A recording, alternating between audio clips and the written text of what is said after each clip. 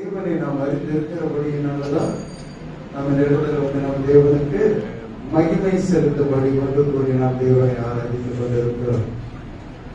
ஹல்லேலூயா. எத்தனை பேருக்கு பிசாசு தெரியும்? தேவனை மட்டும் தெரியும். ஆனா பிசாச நம்ம என்ன பண்ணணும்? தெரிந்திருக்க வேண்டும், தெரிந்து கொள்ள வேண்டும். தேவனை மட்டும் தெரிந்து கொண்டு அவர் எனக்காக யுத்தம் செய்வார், எனக்காக யுத்தம் செய்வார் சொல்லிட்டு அப்படியே சொல்லிட்டு போறது இல்லை. பிசாசை குறித்து நம்ம என்ன பண்ணணும்? அறிந்திருக்க வேண்டும். ஏன்? அவன் தந்திர கொள்ளவர், யாரை விழுங்கலாமோ என்று வகையை தேடி சுற்றி தெரிகிறதானதே அவன் பிசாசு. ஆண்டவராகிய இயேசு கிறிஸ்துவை சிலுவையிலே அவர் மரிக்காதபடிக்கு எத்தனையோ காரியங்களை கொண்டு வந்தார். ஏன்? எழுதி இருக்கிற தீர்க்க தரிசனங்கள் ஆண்டவராகிய இயேசு கிறிஸ்துவின் மூலம் நிறைவேறாமல் செய்ய வேண்டும் என்பதுதான் அவருடைய நோக்கம். அதனால ஆண்டவரை எல்லா சூழ்நிலையிலும் ஆண்டவரோடு கூட சோதிக்கும்படி வந்தா. முதலாவது பாத்தீங்களா, ஆவியானவர் மூலமாக சோதிக்கப்படுகிறதான வேளையில மனுஷனை வேற யாராவது வந்து சோதிச்சாங்களா? இல்ல, பிசாசை விட்டுதான் ஆண்டவர் அங்கே சோதிக்கப்படுகிறதை பார்க்கிறோம். ஏன் இந்த காரியத்தை முன் வைப்பதனுடைய நோக்கம் என்ன? பிசாசை நாம் அறிந்திருக்க வேண்டும், பிசாசின் கிரியைகளை நாம் அறிந்திருக்க வேண்டும். எபேசியர் 6 அதிகாரம் 11-12 பார்க்கிற வேண்டும்.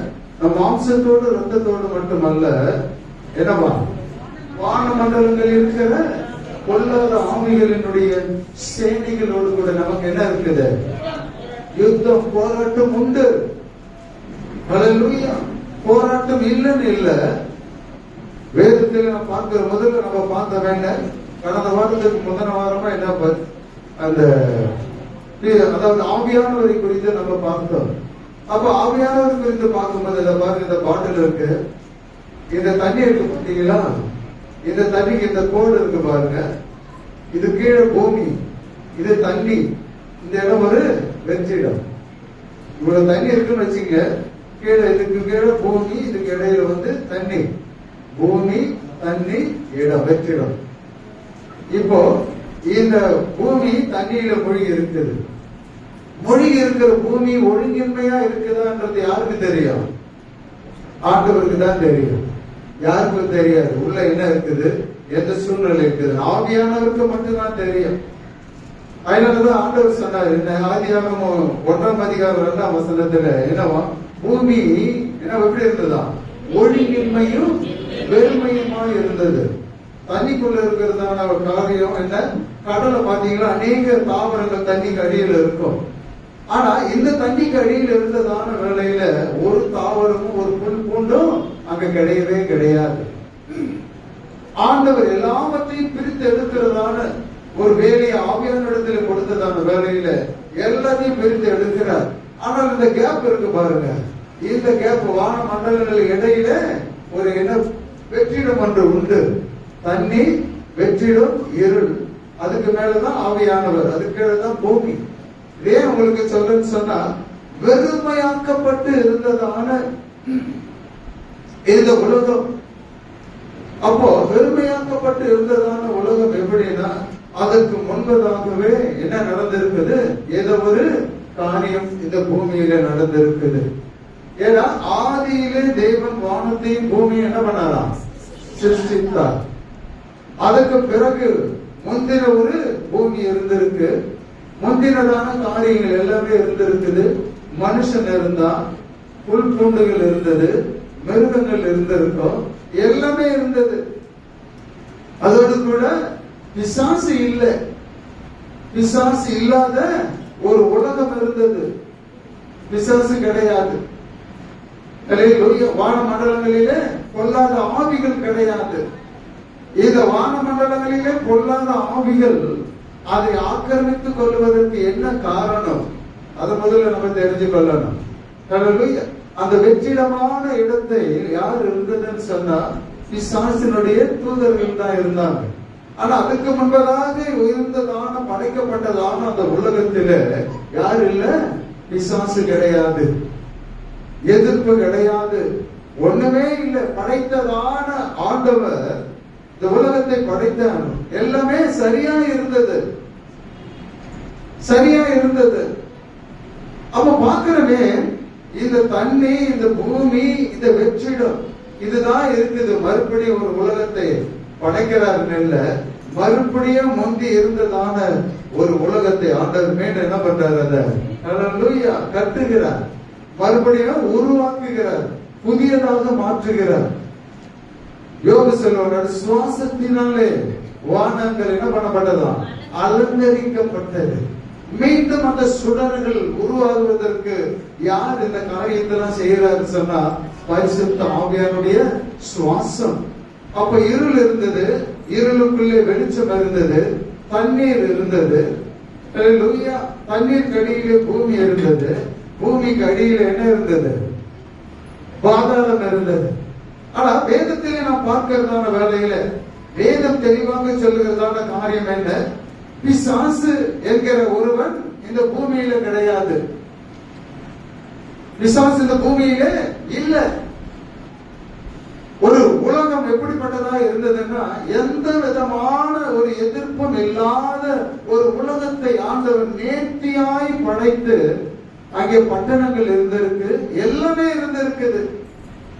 இத தண்ணியை ஒரு பக்கமாக ஆண்டவர் சேரும்படி ஆவியானவரை கொண்டு ஒவ்வொன்றையும் ஆண்டவர் செய்கிறதான வேலையில வேதத்திலே பார்க்கிறோம். என்ன, அப்பதான் பூமி எப்படி இருக்குது, ஒழுங்கின்மையாக, வெறுமையாக, எதுவுமே இல்லாத ஒரு வனாந்தரத்தை போல.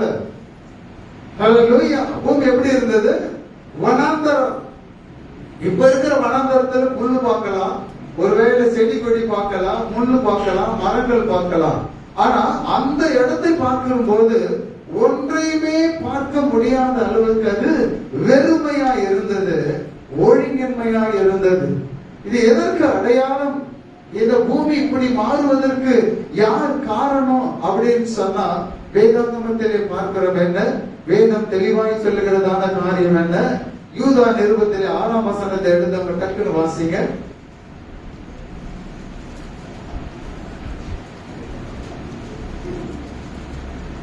தங்களுடைய ஆதி மேன்மையை காத்துக் கொள்ளாமல், என்னவா, தங்களுடைய ஆதி மேன்மையை காத்துக் கொள்ளாமல், தங்களுக்குரிய வாசஸ்தலத்தை விட்டுவிட்ட, தங்களுக்குரியதான வாசஸ்தலத்தை விட்டுவிட்ட தூதர்களையும் மகா நாளில் நியாயத்தீர்ப்புக்கென்று நித்திய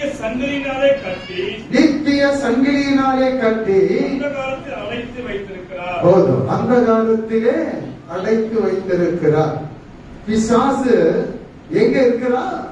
ஒரு இருள், எந்த இருள் முதல்ல இருந்ததோ அந்த இருளுக்கு காரணமானவனை கர்த்தர் என்ன பண்ணிருக்கிறாரா, அந்த கால சங்கிலிகளினாலே கட்டி எங்க வச்சிருக்கிறாரு, அந்த காலத்திலே அவர் வைத்திருக்கிறார். ஆனா அந்த முதலாவது படைக்கப்பட்டதான அந்த உலகத்தில் பிசாசு கிடையாது.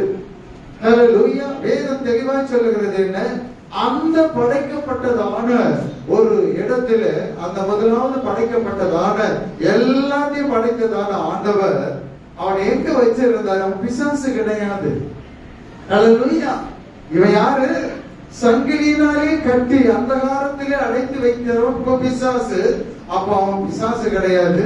வேதம் என்ன சொல்லுகிறது என்று பார்க்கும்போது, அதே எசேக்கியேல் தீர்க்க தரிசன புத்தகத்திலே வேதம் அழகாக சொல்லுகிறதான காரியம் 11 இருந்து, பின்னும் கர்த்தருடைய வார்த்தை எனக்கு உண்டாகி, அவர் மனுபுத்திரனே, நீ தீரு ராஜாவை குறித்து புலம்பி அவனை நோக்கி கர்த்தராகிய ஆண்டவர் உரைக்கிறது என்னவென்றால், நீ விசித்திரமாய் செய்யப்பட்ட முத்திரை மோதிரம், நீ விசித்திரமாய் செய்யப்பட்ட முத்திரை மோதிரம்.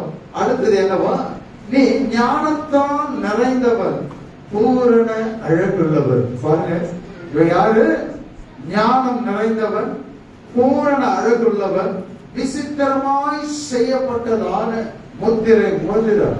ராஜாக்கள் கையில மோதிரம் போட்டிருப்பாங்க. எது, அதுதான் மோதிர அடையாளம். அந்த மோதிரத்தை கழட்டி கொடுத்து இந்த இடத்துல போய் காட்டினா ராஜா என்ன அனுப்பினார்ன்றதுக்கு அந்த முத்திர மோதிரம் தான் அடையாளம். அது சாதாரணமாக செய்திருப்பாங்க? இல்ல இல்ல, விலையேற பெற்ற ஒன்றை வைத்திருப்பாங்க அதுல. ஆனா இங்கே பார்க்கிற ஆண்டவர் என்ன பண்றாராம், ஹல்லேலூயா, நீ எப்படி விசித்திரமாய் செய்யப்பட்டதான முத்திரை மோதிரம், நீ ஞானத்தால் நிறைந்தவன், பூரண அழகுள்ளவன். அடுத்தது பாருங்க, நீ தேவனுடைய தோட்டமாகிய ஏதேனில் இருந்தவன். ஹல்லேலூயா. பத்மராகம், புஷ்பராகம், வைரம், படிக பச்சை, அடுத்து கோமேதகம், எஸ்பி, இந்திரநீலம், மரகதம், மாணிக்கம் முதலான இது 8 வகையான கற்கள். அது இல்லாம பாருங்க என்னவா, ரத்தினங்களும் சகல ரத்தினங்களும் பொன்னும் உன்னை மூடிக்கொண்டிருக்கிறது. நீ சிருஷ்டிக்கப்பட்ட நாளில், ஹல்லேலூயா, நாகசுரங்களும் உன்னிடத்தில் என்ன பண்ணப்பட்டதா, மேல வாத்தியங்களும் ஆயத்தப்படுத்தப்பட்டிருந்தது. ஹல்லேலூயா. பிசாசு கிடையாது, அவன் யாரு, ஆண்டவர். பாருங்க, விசித்திரமாய் படைக்கப்பட்டதான ஒருவனுக்கு இத்தனை காரியங்களை ஆண்டவர் செய்கிறார். அடுத்தது அது மட்டும் கிடையாது, நீ காப்பாற்றுகிறதற்காக நம்ம என்ன பண்ண, ஆண்டவரே என்னை இந்த சூழ்நிலையிலிருந்து காப்பாற்று, இந்த இக்கட்டான நிலையிலிருந்து காப்பாற்று நம்ம இப்ப ஆண்டவர்கிட்ட நம்ம சொல்றோம். ஆனா அந்த வேலையை ஆண்டவர் யார்கிட்ட கொடுத்து வச்சிருந்தாருன்னு பாருங்க, இவங்கிட்ட தான் கொடுத்து வச்சிருக்காரு. நீ காப்பாற்றுகிறதற்காக அபிஷேகம் பண்ணப்பட்ட கேரு, தேவனுடைய பரிசுத்த பர்வதத்தில் உன்னை வைத்தேன், அக்கினி மயமான கற்களின் நடுவே உள்ளாக்கினார். இவன் தான் பிசாசு. அவன் ஆரம்பத்தில் பிசாசு கிடையாது.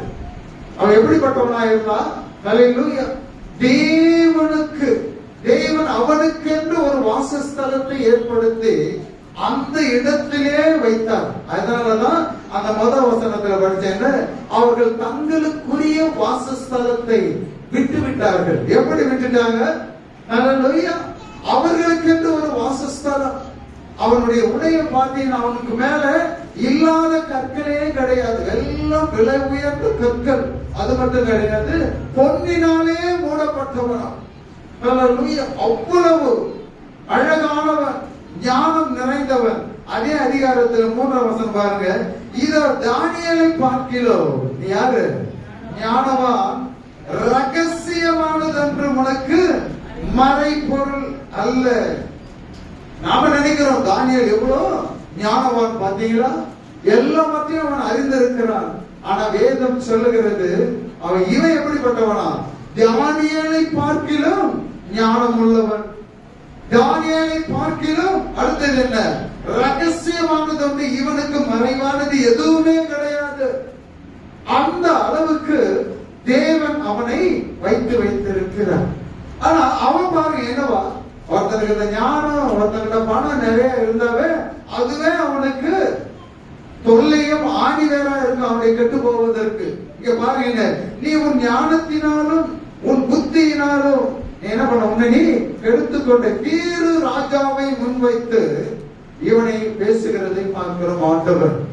அவன் பாருங்க என்ன, இவன் எப்படிப்பட்டவனா இருக்கிறான், இவன் எந்த இடத்துல இருக்கிறான் என்று பார்க்கிறதான அதே வேலையில பாருங்க என்ன, அவன் என்னென்ன அதிகாரங்கள் அவனுக்கு கொடுக்கப்பட்டிருக்கு பாருங்க. அவனுக்கென்று ஒரு வாசஸ்தலம், ஹல்லேலூயா, அவனுக்கென்று ஒரு இருக்கிற இடம், அவனுக்கென்று ஒரு உடை, அவனுக்கென்று அதிகாரங்கள். அவன் தான் ஜனங்களை காப்பாற்றக்கூடியவன்.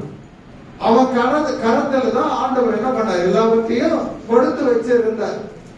இப்படியாக எல்லாவற்றையும், எல்லா அதிகாரமும் உடையதான அவன் செய்ததான காரியத்தை நாம் என்ன பண்ணணும், அறிந்து கொள்ளணும். எப்ப எங்க இருந்தா, முந்தியே அவன் எங்க இருந்தானா,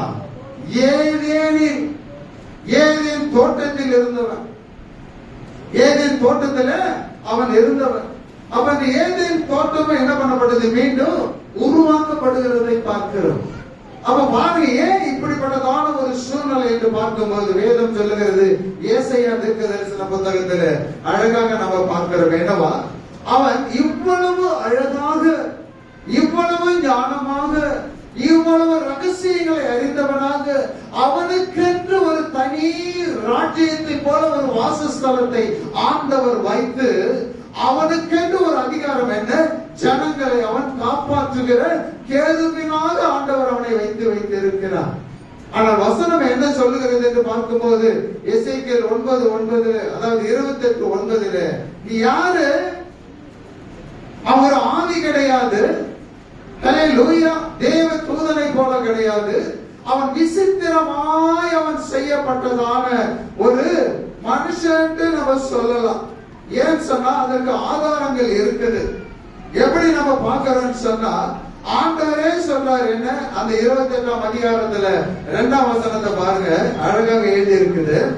மனுபுத்திரனே, நீ தீர்வின் அதிபதியை நோக்கி கர்த்தராகிய ஆண்டவர் உரைக்கிறது என்னவென்றால், உன் இருதயம் என்னதான் மேட்டி. முதலாவது தேவன் கொடுத்ததான காரியம், ஆசீர்வதித்ததான காரியம், கொடுத்ததான அவருடைய நோக்கத்தை நிறைவேற்றுவதற்கு ஏற்றதான சூழ்நிலைகளை ஏற்படுத்தினதான அவனுக்குள்ளே ஹல்லேலூயா என்ன வந்ததா? மேட்டிமை வந்தது. மேட்டிமை யாருக்கு வரும்?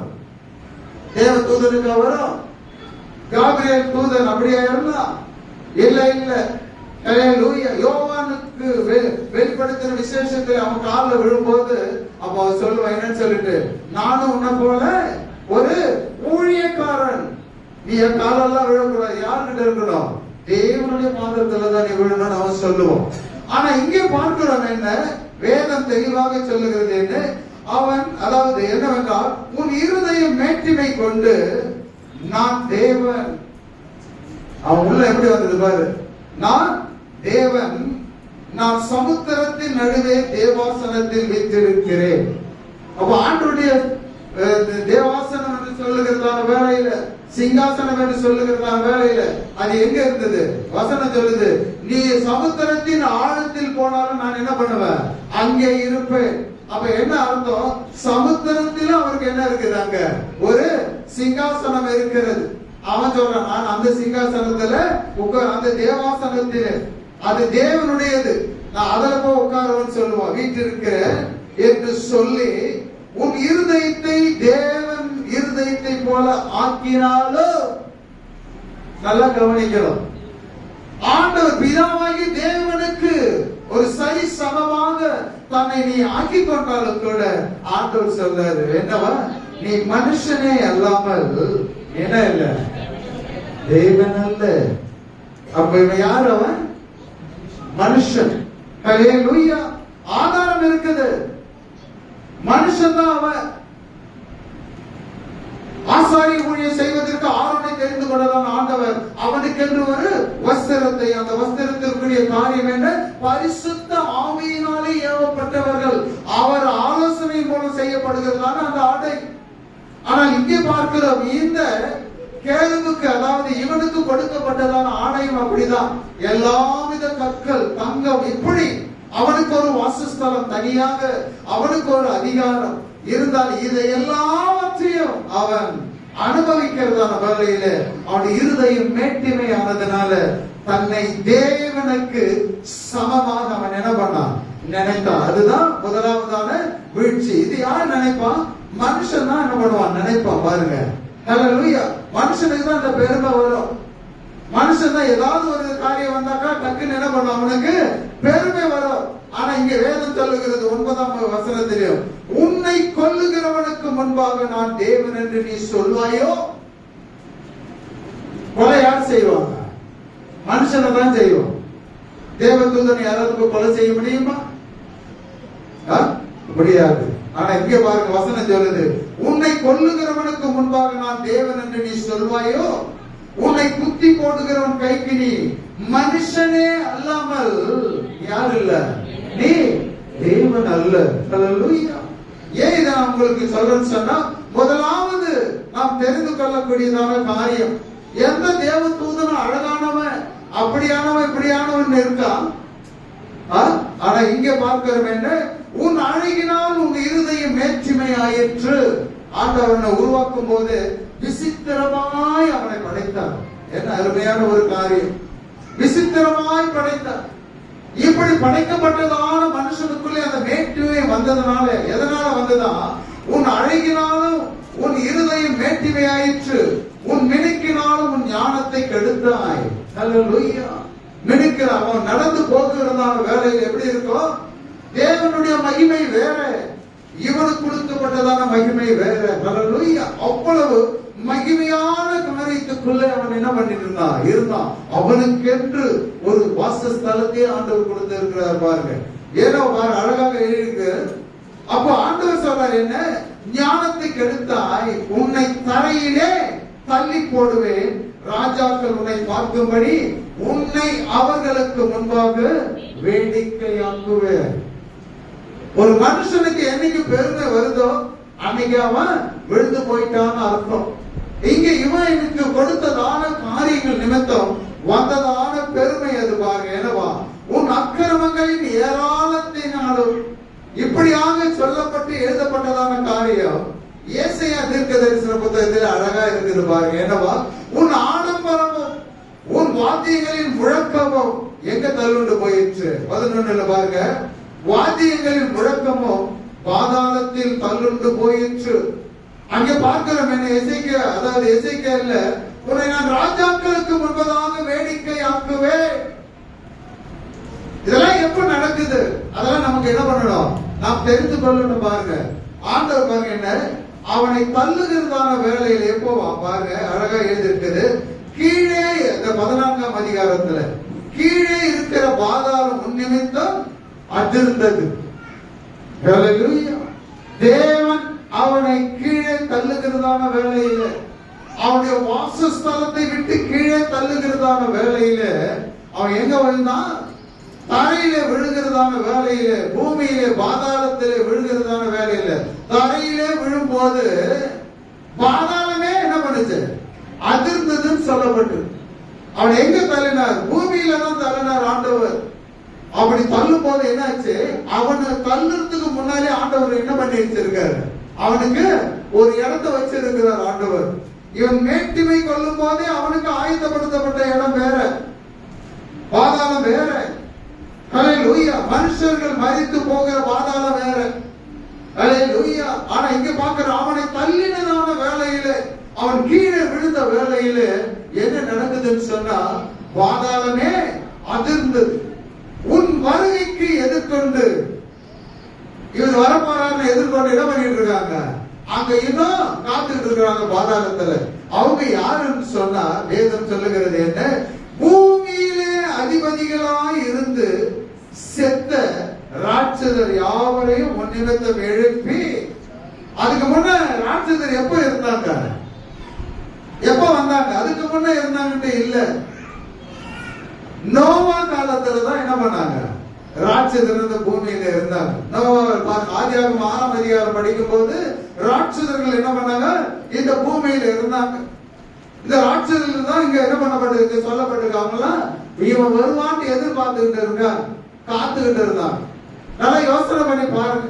அவங்களுக்கு எப்படி தெரியும், நமக்கு தெரியாது.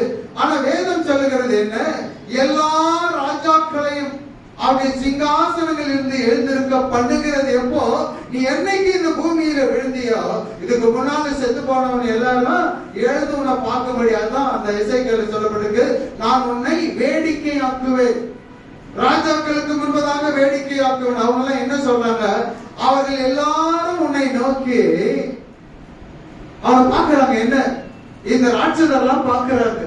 அவன் பார்க்கும் போது இவன் எப்படியா இருந்தவன், ஹல்லேலூயா, காப்பாற்றுவதற்காக இருந்தவனான இவன். ஆனா இப்படிதான் இருந்தவன் அழகாக அவனுக்கு சொல்றாங்க பாருங்க, நீயும் எங்களை போல பலட்சயமானாயோ, எங்களுக்கு சமமானாயோ என்று சொல்லுவார்கள். ஹல்லேலூயா. வேதம் பாருங்க என்ன அழகா, அவனுக்கு கொடுத்த மகிமையை அவன் விட்டு விட்டபடியினாலே ஆண்டவர் என்ன பண்ணார், அவனை பாதாளத்துல, ஹல்லேலூயா, மேலே இருந்து தள்ளினார். அப்ப ஜனங்கள்லாம் இருந்திருக்கிறாங்க. ஏன்னா ஏன் வேதம் அழகாக சொல்லுகிறது என்ன, ஜாதிகளுடைய சகல ராஜாக்களும், அவன் இருந்ததான நாட்களில ராஜாக்கள் இருந்தாங்க, ஜாதிகள் இருந்தது, பட்டணங்கள் இருந்தது. இந்த தண்ணியை எல்லாம் ஒரு பக்கம் விளக்கினதான வேளையில மீண்டும் ஒரு சந்ததியை உருவாக்கும் போது, ஆதாம் ஏவாளை உருவாக்கும் போது, காயின் தன் சகோதரனை கொன்றதான மாத்திரத்துல அவனுடைய சமூகத்தை விட்டு துரத்தும் போது அவன் சொல்ற, ஆண்டவரே நான் எங்கே ஓடல, அதோ தெரிகிறது ஆய பட்டணமா, அந்த பட்டணத்துக்கு நான் என்ன பண்றேன், நானு போயிடுறேன். அப்பதான் முதலாவது அந்த பட்டணம், எல்லா பட்டணமும் பாழடைஞ்சு போயிருக்குது. யார் நிமித்தம் பார்க்க வேதம் அழகாக சொல்லுகிறது. ஏன்னா வேதம் என்ன சொல்லுகிறதுன்னு பார்த்தாக்கா, உலகத்தை 17ஆம் வசனம், உலகத்தை வனாந்தரமாக்கி அதன் நகரங்களை அழித்து சிறைப்பட்டவர்களை தங்கள் வீடுகளுக்கு போக விடாமல் இருந்தவன் என்பார்கள். ஹல்லேலூயா. இந்த உலகத்தையே, பூர்வ உலகத்தையே என்ன பண்ணிட்டான் இவன், நாசமாக்கிட்டான். பூர்வ உலகத்துல இப்ப இரண்டாவது படைக்கப்பட்டதான வேலையில எல்லாம் அழிஞ்சாங்க. ஆனா நோவா குடும்பம் மட்டும் அழியல பாருங்க. எல்லாத்தையும் மறுபடியும் ஆண்டவர் அழிச்ச. மறுபடியும் தேவன் என்ன பண்ணார், ஒரு உலகத்தை உருவாக்கி, ஏற்கனவே இருந்ததுதான் அது, ஏற்கனவே இருந்ததான காரியம் எல்லாவற்றையும் தேவன் அழித்து போட்டார். ஒருத்தர் கூட விட்டு வைக்கல. ஹல்லேலூயா. அப்ப எல்லாரும் அழிந்தாங்கதான். ஆனா அழிந்ததான அந்த சூழ்நிலையில அழியாம ஒருத்தன் இங்க இருக்கிறான்னா அவன் யாரு, இவன் தான் பிசாசு. வேதம் அழகாக அங்கே சொல்லுகிறதான காரியம் என்ன, அவன் என்ன சொன்னான்றது புரிஞ்சுக்கிறேன். நம்ம இவ்வளவு அதிகாரம், இவ்வளவு மேன்மை, ஒரு வாசஸ்தலம், இப்படி அதிகாரம், இதை எல்லாவற்றையும் பெற்றுக்கொண்டதான அவனுக்குள்ளே வந்ததான காரியம் என்ன, உன் ஆடம்பரமும் உன் வாத்தியங்களின் முழக்கமும் பாதாளத்தில் தள்ளுண்டு போயிற்று. ஹல்லேலூயா. அவன் வாசித்தானா அவ்வளவு மகிமையை கொண்டு வரும். இப்ப அவனே தள்ளிட்டார் ஆண்டவர்.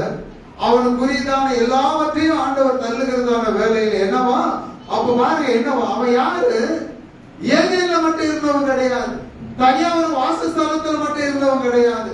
வசனம் சொல்லுகிறது, அதிகாலையின் மகனாகிய விடிவெள்ளியே நீ வானத்தில் இருந்து விழுந்தாயே. ஏன் ஜாதிகளை என்ன பண்ண, ஈனப்படுத்தினவன், நீ தரையிலே விழ வெட்டப்பட்டாயே.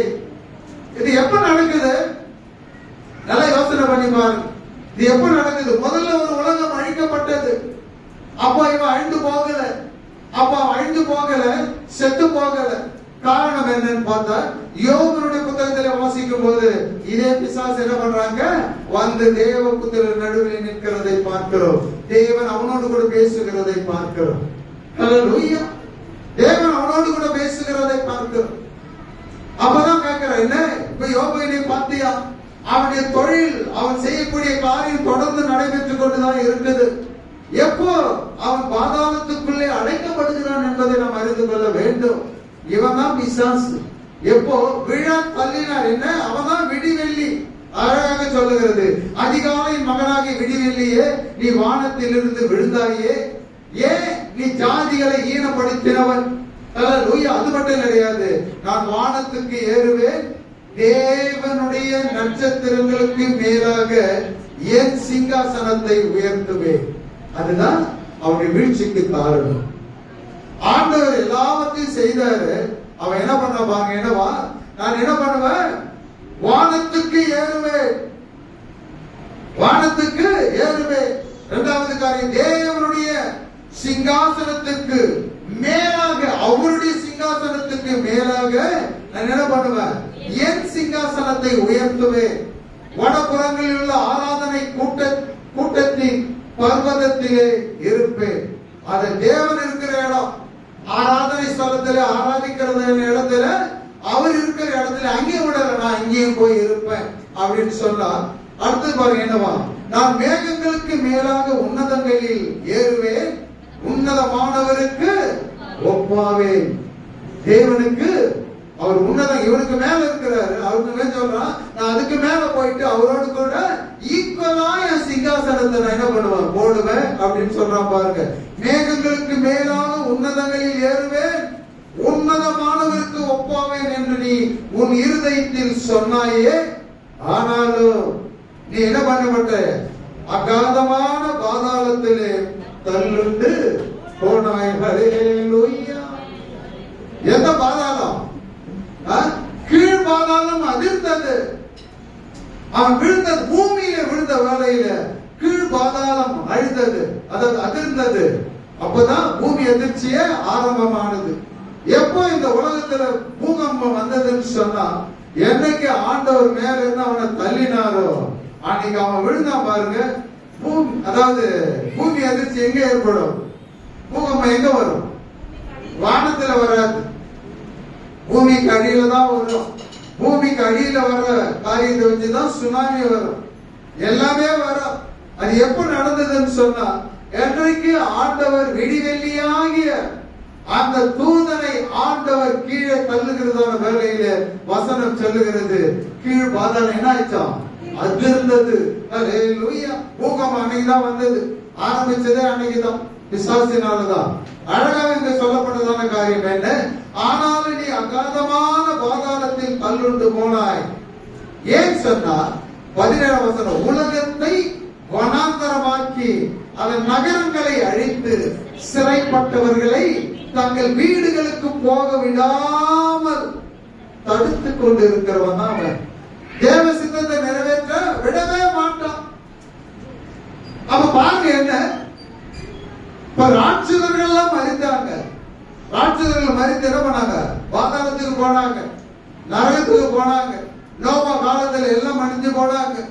எல்லாம் மடிஞ்சு போனதான 8 பேர் மட்டும் என்ன பண்ணாங்க? ஹல்லேலூயா. ஆண்டவர் அவர்களை கொண்டு ஒரு ஜெனரேஷனை உருவாக்குகிறதை பார்க்கிறோம். இப்படி ஒவ்வொன்றையும் உருவாக்குறான். ஆனா இந்த பிசாசை என்ன பண்ணல? ஆண்டவர் கட்டி வைக்கல. எப்போ இவனுக்கு இந்த நிலை வந்தது? யோசனை பண்ணி பாருங்க. எப்போ வந்தது? அவனை கட்டுகிறதான காரியம், அவனை தள்ளுகிறதான காரியம் எல்லாமே தீர்க்க தரிசனத்தின் மூலமாக வெளிப்படுத்தப்பட்டது. ஆனால் அது எப்பொழுது நிறைவேறுகிறது என்று பார்க்கும்போது, சீர்கெட்டதான பூமியை சீர்படுத்தும்படி, மீண்டும் அதற்குரிய ரூபத்தை கொடுக்கும்படி ஆண்டவராகிய இயேசு கிறிஸ்து இந்த பூமிக்கு வந்ததான வேளையில இந்த தீர்க்க தரிசனங்கள் நிறைவேறுகிறதை பார்க்கிறோம். ஹல்லேலூயா, ஹல்லேலூயா. ஆண்டவர் உயிரோட 33 வருடம் நடக்கிறதான வேளையில பிசாசு இருந்தான். ஹல்லேலூயா. ஆண்டவர் சொன்னார், இவன் தான் இந்த உலகத்துக்கு அதிபதின்னு ஆண்டவர் சொன்னார். அதான உண்மை. இதோ இந்த உலகத்தின் அதிபதி வரான், உலகத்துக்கே அவன் அதிபதி. பிசாசினாலே சோதிக்கப்படும் போது ஒவ்வொரு காரியத்திலும் பிசாசு ஆண்டவரை கொண்டு போய் பேசுகிறதை பார்க்கிறோம். அப்பெல்லாம் அவனை சங்கிலில கட்டி வச்சார் ஆண்டவர் இல்ல, ஃப்ரீயா இருக்கிறான். ஹல்லேலூயா. அவன் அப்படியாக வந்து அவனுக்குள்ள மகிமை இழந்து போயில, எல்லாவற்றையும் இழந்து போய் தள்ளப்பட்டு இருந்தாலும் கூட அவனுக்கென்று இருக்கிறதான அதிகாரத்தை அவன் பயன்படுத்திக்கிட்டு தான் இருக்கிறான். ஹல்லேலூயா. எந்த வித மாற்றமும் இல்லையே. ஆண்டவராகிய இயேசு கிறிஸ்து சொல்ற, இந்த உலகத்தின் அதிபதி இதோ வருகிறான், என்னிடத்தில் அவனுக்கு என்ன இல்ல, பங்கு கிடையாது. ஹல்லேலூயா. வாங்க நம்ம இந்த இடத்தை விட்டு போகலாம். பயந்த போறார் ஆண்டவர் இல்ல, அவருக்கு பயம் கிடையாது, அவருக்கு பயம் கிடையாது. ஹல்லேலூயா. பிசாசுடைய தந்திரங்கள் எல்லாமே வித்தியாசமானவைகள், அவருடைய செய்கைகள் எல்லாமே வித்தியாசமானது. அவன் பாரு என்ன நடக்குதுன்னு சொன்னா, வேதம் தெளிவா சொல்லுகிறது, ஆண்டவராகிய இயேசு கிறிஸ்து அன்னைக்கே சொல்லிட்டார், பிதாவாகிய தேவன் ஆதாம் ஏவாளை உருவாக்கும் போதே என்ன பண்ணிட்டார்? ஒரு காரியத்தை இங்க முன்வைக்கிறதை பார்க்கிறோம். அப்ப என்ன சொல்றார் ஆண்டவர்? ஆண்டவர் என்ன பண்ணுவாரா? உன் பாம்பனுடைய தலையை அவர் நசுக்குவார், அவர் குதிகாலன் என்ன பண்ணுவார்? நக்குவார். ஹல்லேலூயா. இது எப்ப நடக்கும்? அது நடக்கிறதான வேளையிலே சீர்கெட்டதான ஜனங்கள், சீர்கெட்டு ஒழுங்கினமாயிருந்த ஜனங்கள், அழிக்கப்பட்டதான ஜனங்கள் இப்படியாக தொடர்ந்து நடைபெறாதபடிக்கு ஆண்டவராகி இயேசு கிறிஸ்து வரப்போகிறார். இந்த சீர்கெட்டதான காரியங்கள் எல்லாவற்றையும் அதுக்கு முன் அடையாளமா தான் பார்க்கிறேன். ஆலயத்திலே இருக்கிறதான காரியங்களை அவர் ஒழுங்குபடுத்துகிறதை பார்க்கிறோம். ஹல்லேலூயா. விக்கிரவங்க கொல்லுகிறவர்கள் எல்லாரையும் துரத்தினார் என்று பார்க்கிறோம். இப்படி எல்லாவற்றையும் செய்து முடிக்கிறதான வேலையில கூட பிசாசு இந்த உலகத்தில் இருந்தான். என்றைக்கு ஆண்டவராகி இயேசு கிறிஸ்து எல்லா சூழ்நிலைகளையும் மேற்கொண்டு அவர் சிலுவைக்கு போனதான வேலையில, சிலுவையிலே அறையுண்டதான வேலையில, ஆனால் வேதம் அழகாக சொல்லுகிறது என்ன, அவர் கல்லறையில் இருந்து, ஹல்லேலூயா, அவருக்கு கல்லறை இருந்தது, அவருக்காக கல்லறையில கொண்டு போய் அந்த கல்லறை எப்படி இருந்தது? சுத்தமா இருந்தது, நாத்தம் அடிக்கல. ஆனா இவனுக்கு ஒரு கல்லறை இருக்குது. யாருக்கு? பிசாசுக்கு கல்லறை இருக்குது. அப்ப மனுஷனா இருந்தா தானே அவனுக்கு கல்லறை. சொல்லுங்களேன், மனுஷனுக்கு கல்லறையா தேவதூதனுக்கு கல்லறையா? மனுஷனுக்கு தானே கல்லறை. ஆண்டவர் மனுஷனா வந்தார், அவருக்கு கல்லறை அவசியம். அவர் உயிர்த்தெழுந்தார், உண்மைதான். அந்த கல்லறை அவருடையது கிடையாது. ஆனாலும் அவருக்கு அந்த கல்லறைக்கும் சம்மதமே இல்லாம என்ன பண்ணார்? அவர் உயிர்த்தெழுந்து வந்தார். ஆனா பிசாசு அப்படி கிடையாது. பாருங்க, அதே ஏசாயா தீர்க்கதரிசன புத்தகத்துல 14ஆம் அதிகாரம் பாருங்க. என்னவோ, ஜாதிகளுடைய சகல ராஜாக்களும் அவரவர் தங்கள் அறையிலே மகிமையோடு கிடத்தப்பட்டிருக்கிறார்கள். நீ யாரெல்லாம் மோசம் போக்கி இந்த உலகத்தை வனாந்தரமாக்கினாயோ, ஆனா சில ராஜாக்கள் எல்லாம் உண்மையா இருந்திருப்பாங்க. அவங்க எல்லாம் இப்ப எங்க இருக்கிறாங்கன்னு சொன்னா, அவங்களுக்கு உனக்காக நான் எப்படி ஒரு ஸ்தலத்தை கொடுத்தேனோ அதே போல அவங்களுக்காக ஒரு அறை இருக்கிறது. அந்த அறையில எப்படி படுத்துட்டு இருக்காங்கன்னு சொன்னா, மகிமையோடு கூட படுத்துக்கிட்டு இருக்கிறாங்க. அவங்க எல்லாம் எப்படி மகிமை எதிர்பார்த்து படுத்து கொண்டு இருக்கிறாங்க. ஆண்டவருடைய மகிமை வெளிப்படும் போது இவங்க எல்லாம் என்ன பண்ணுவாங்க? எழுந்திருப்பாங்கன்றது உண்மை. ஹல்லேலூயா. அந்த மகிமைக்கு காரணமாக தான் இங்க சொல்றேன், ஜாதிகளுடைய சகல ராஜாக்களும் நீ வனாந்தரமாக்கினாலும் கூட, உலகத்தை பாழாக்கினாலும் கூட, ஆனா இந்த ஜனங்கள்ல ஒருத்தர் என்ன பண்ணுவாங்க? ஒரு சில ராஜாக்கள் என்ன பண்ணுவாங்க? மகிமையோடு கூட எழுந்திருப்பாங்கன்றதுக்கு தேவன் கொடுக்கிறதான அத்தாட்சி. அடுத்தது பாருங்க, நீ மோசம் போக்கி இந்த உலகத்தை வனாந்தரமாக்கணும், அவன் மகிமையோடு கூட எழுந்திருக்க போறான். ஆனா மோசம் போக்கின உனக்கு என்ன கதி ஆக போகுது தெரியுமா? ஆண்டவர் சொல்ற, நீயோ அழுகி போன கிளையை போலவும். நல்லா யோசனை பண்ணி பாருங்க. ஒரு மரத்தை வெட்டி சேனையில போட்டு நெச்சு விட்டு பாருங்க. இலைங்கெல்லாம் வச்சு வில்லேஜ் எல்லாம் போடுவாங்க, நிலத்துல தரைகளை போடுவாங்க. ஒரு கிளையை வெட்டி அமைக்கிட்டு ஒரு 4 நாள் பொறுத்து அந்த கிளையை தூக்கி பாருங்க, எப்படி இருக்கும்? அழுகி போயிருக்கும். நல்ல வாசனையா இருக்குமா? நான் ஒரு மாதிரி நாத்த அடிக்கும். உண்மைதானே? நடுறவங்க மூக்க பிடிச்சிங்க, யாரு தழையை போட்டானே நினைப்பாங்க. அப்படி அழுகி போன நிலை ஒரு மாற்றம் தெரியும், அந்த மண்ணிலே ஒரு மாற்றம் தெரியும். ஹல்லேலூயா. ஆண்டவர் சொல்ற, நீ அழுகி போன கிளையை போலவோ. இரண்டாவது காரியம், பட்டய குத்தால் கொலையுண்டவர்களின் உடுப்பை போலவும். பட்டய குத்தால கத்தியால ஒருத்தர் குத்தி 10 இடத்துல 5 இடத்துல குத்தி சாகடிச்சா யுத்தத்துல அவன் டிரெஸ் எப்படி இருக்கும்? நல்ல அழகா இருக்குமா? இருக்காது. ரத்தம் படிஞ்சதா இருக்கும்.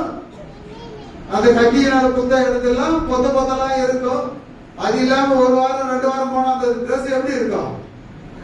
இது அழுகி போன கிளையோட மோசமா இருக்கு. அடுத்த செகண்ட் மோசமான ஒரு சூழ்நிலை நாட்கள் எடுக்கும். அடுத்தது பாருங்க, என்னவா? உடுப்பை போலவோ ஒரு குழியில் கற்களுக்குள்ளே கிடக்கிறவர்களை போலவோ. ஒரு குழியை தோண்டி அந்த கல்லெல்லாம் போட்டு அதுக்குள்ள மனுஷனை போட்டு வச்சா எப்படி இருப்போம்? நல்ல அழகாவா இருப்போம். என்னென்ன காரியம் பாருங்க ஆண்டவர் சொல்றாரு பாருங்க. குழியிலே கிடக்கிறவர்களை போலவோ, காலால் மிதிக்கப்பட்ட பிணத்தை போலவோ.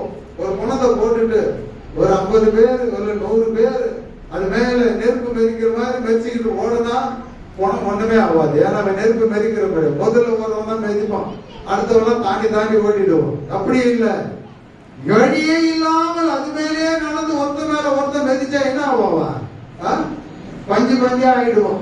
அதை போலவோ பிணத்தை போலவோ உன் கல்லறைக்கு புறம்பாய் எரிந்து விடப்பட்டாய். அப்ப அவன் கல்லறை இருக்குது இல்லவோ?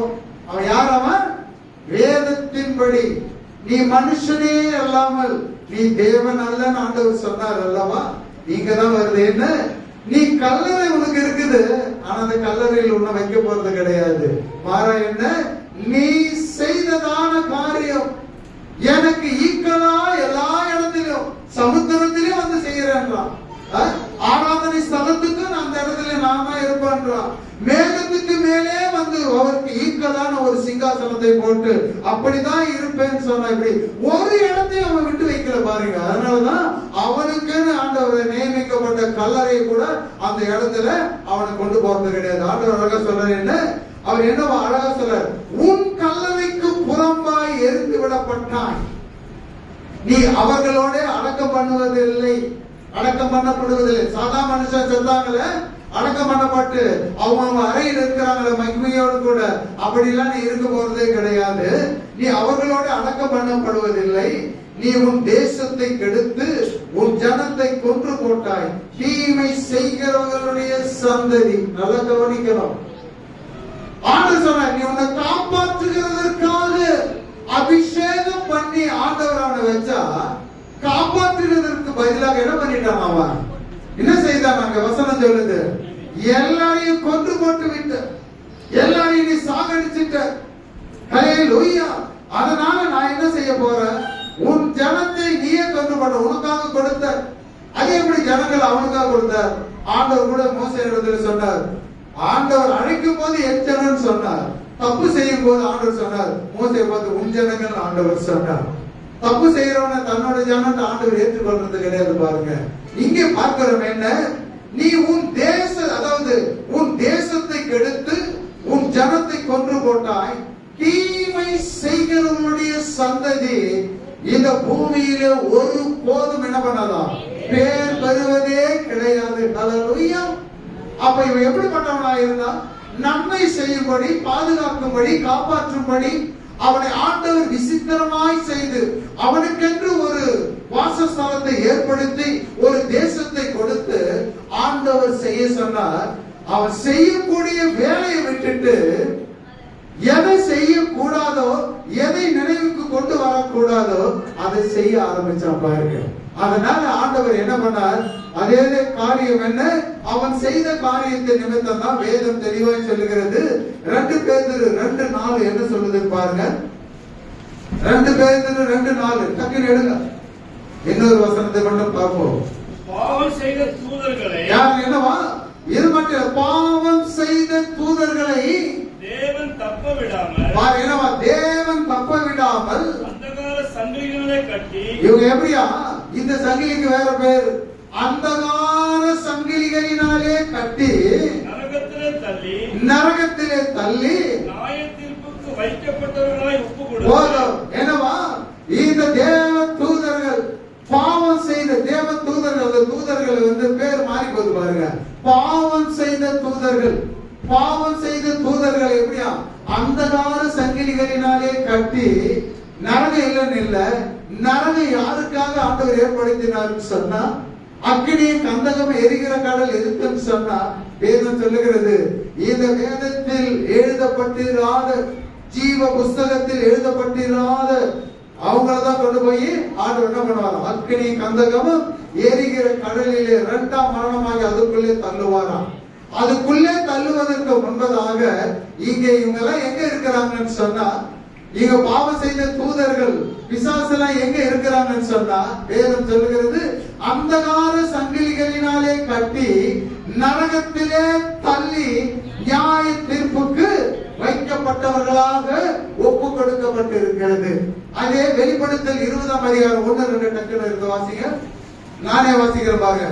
ஒரு தூதன் பாதாளத்தின் திறவுகோலையும் பெரிய சங்கிலியை, அந்தகார சங்கிலி வேற, ஆனா இந்த தூதன் என்ன எடுத்துட்டு வரான், பெரிய சங்கிலியையும் தன் கையிலே பிடித்துக் கொண்டு வானத்தில் இருந்து இறங்கி வர கண்டேன். ஹல்லேலூயா. எதுக்கு வரான், பிசாசு என்றும் சாத்தான் என்றும் சொல்லப்பட்ட பழைய பாம்பாகிய வலு சர்ப்பத்தை அவன் பிடித்து அதை 1000 வருஷம் அளவும் கட்டி வைத்து, அந்த 1000 வருஷம் நிறைவேறும் வரைக்கும் அது ஜனங்களை மோசம் போக்காதபடிக்கு அதை பாதாளத்திலே தள்ளி அடைத்து அதன் மேல் முத்திரை போடப்பட்டார்.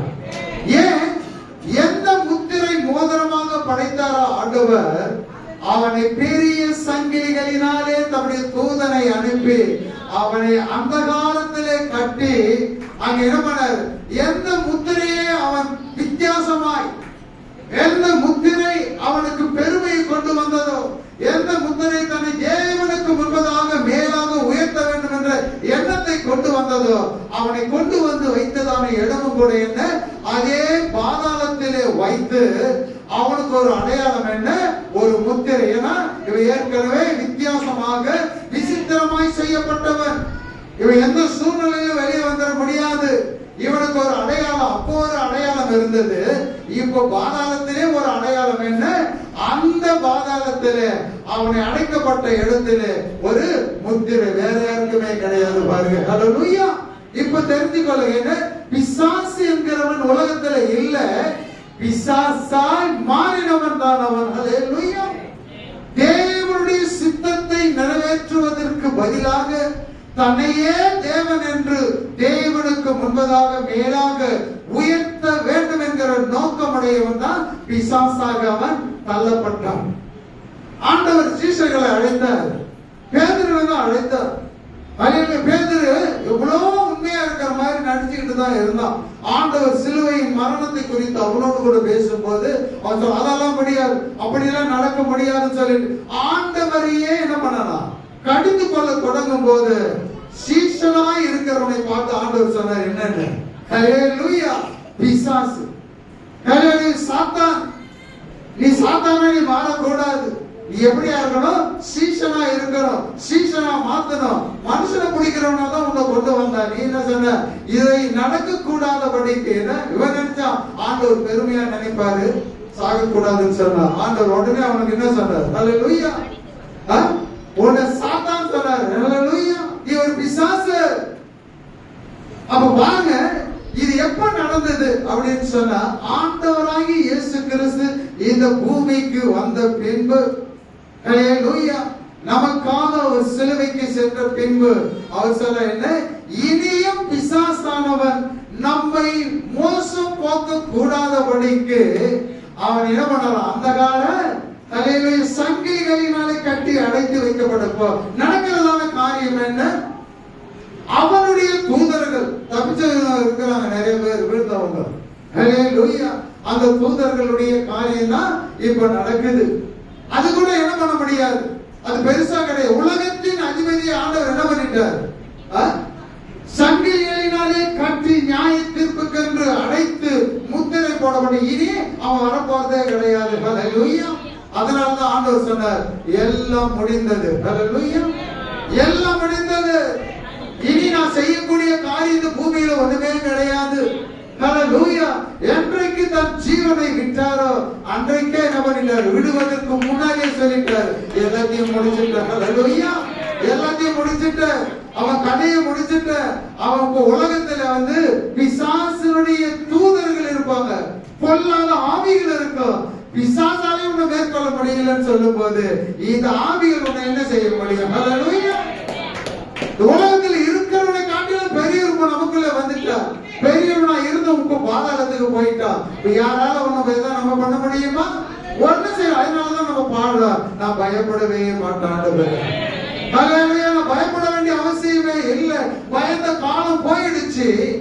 அதுக்கு மாறாக பயந்த தைரியமாய் என் தேவனை குறித்து ஆராதிக்க என்னால் என்ன பண்ண முடியும், எனக்கு ஒரு பலன் உண்டு. ஹல்லேலூயா.